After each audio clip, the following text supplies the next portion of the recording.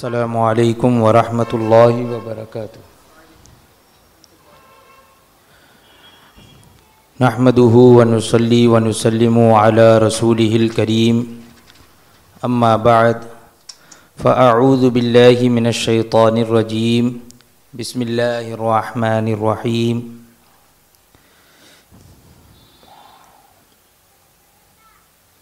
قل لا يعلم من في السماوات والأرض الغيب إلا الله، صدق الله مولانا العظيم وبلغنا رسوله النبي الأمين الكريم، ونحن على ذلك لمن الشاهدين والشاكرين والحمد لله رب العالمين۔ آئیے سب سے پہلے آقا نامدار مدنی تاجدار روحی فدا جناب احمد مجتبی محمد مصطفیٰ صلی اللہ تعالی علیہ وسلم کی بارگاہ بے کس پناہ میں ہدیہ درود نچھاور کریں۔ اللہم صلی علی سیدنا و مولانا محمد معدن الجود والکرم وآلہ الکرام وابنہ الکریم وبارک وسلم صلاة و سلاما علیک یا سیدی یا رسول اللہ صلی اللہ تعالی علیہ وسلم۔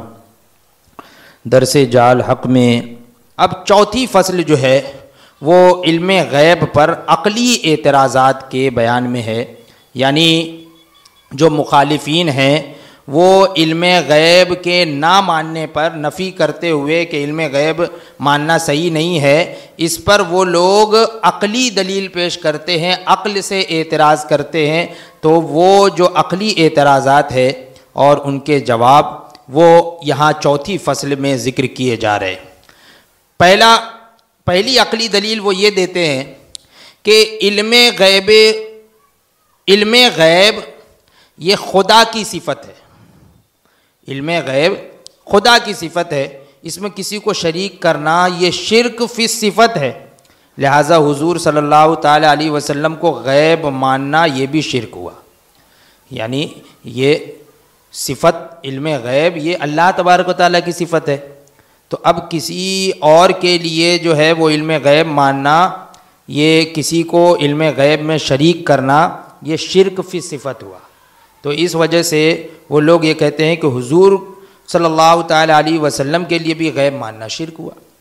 تو اس کا جواب یہ دیا جاتا ہے کہ غیب جاننا بھی خدا کی صفت ہے۔ اللہ تبارک و تعالی غیب جانتا ہے، اللہ تبارک و تعالی غیب جانتا ہے، اس کے علم میں ہے۔ تو غیب کا جاننا بھی خدا کی صفت ہے اور حاضر چیزوں کا جاننا بھی خدا کی صفت ہے، یہ دونوں صفت ہے۔ جیسے کہ قرآن پاک میں ہے عالم الغیب والشہادہ، تو عالم الغیب والشہادہ، تو اسی طرح سننا، دیکھنا، زندہ رہنا، زندہ ہونا، یہ یعنی ہمیشہ زندہ ہے اللہ تبارک و تعالیٰ، تو یہ زندہ ہونا یہ سب خدا کی صفات ہیں۔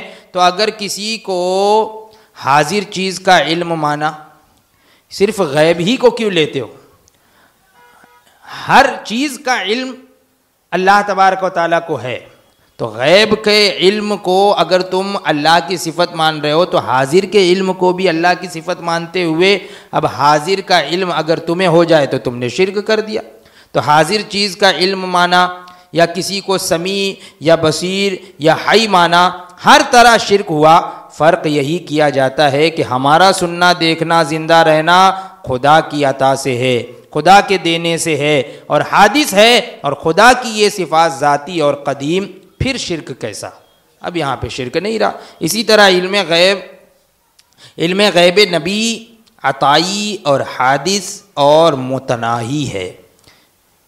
حضور اقدس صلی اللہ تعالی علیہ وسلم اور دوسرے انبیاء و مرسلین علیہم الصلاۃ والتسلیم کو غیب جو عطا ہوا، تو یہ علم غیب یہ عطائی ہے، اللہ کی عطا سے ہے، اور حادث ہے، حادث یعنی پہلے نہیں تھا، اللہ تبارک و تعالیٰ نے عطا فرمایا۔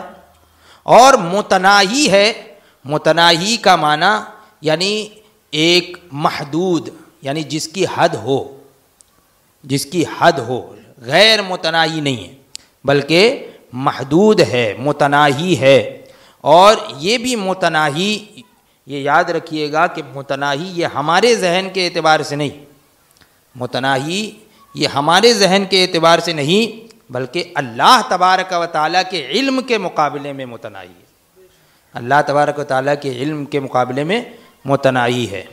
اسی لیے تو اعلیٰ حضرت فرماتے ہیں کہ تیرے تو وصف عیب تناہی سے ہیں بری، تیرے تو وصف عیب تناہی سے ہیں بری، یعنی یہی متناہی، یہ متناہی ہونا بھی ایک عیب ہے۔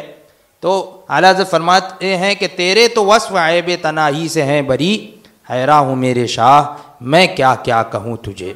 تو رب کا علم ذاتی قدیم اور کل معلومات غیر متناہیہ کا ہے، یعنی تمام معلومات جتنے بھی علوم ہیں غیر متناہیہ، تو یہ تمام چیزوں کا علوم، یہ سب کا علوم یہ رب تبارک و تعالیٰ کا علم ہے، نیز یہ شرک تو تم پر بھی لازم ہے۔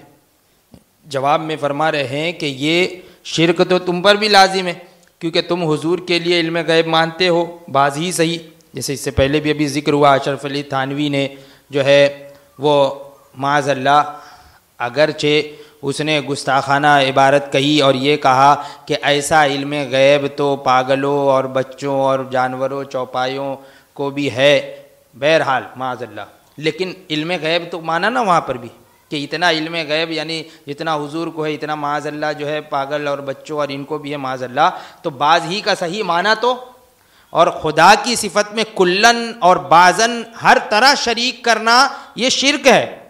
نیز جو ہے مولوی حسین علی جو ہے یہ داں بھچر والے جو کہ مولوی رشید احمد کے خاص شاگرد ہیں، اپنی کتاب بلغت الحیران زیر آیت یعلم مستقرها و مستودعها کل فی کتاب مبین، یہ آیت ہے، اس آیت کے تحت وہ لکھتے ہیں کہ خدا کو ہر وقت مخلوقات کے اعمال کا علم نہیں ہوتا، بلکہ بندے جب اعمال کر لیتے ہیں تب علم ہوتا ہے۔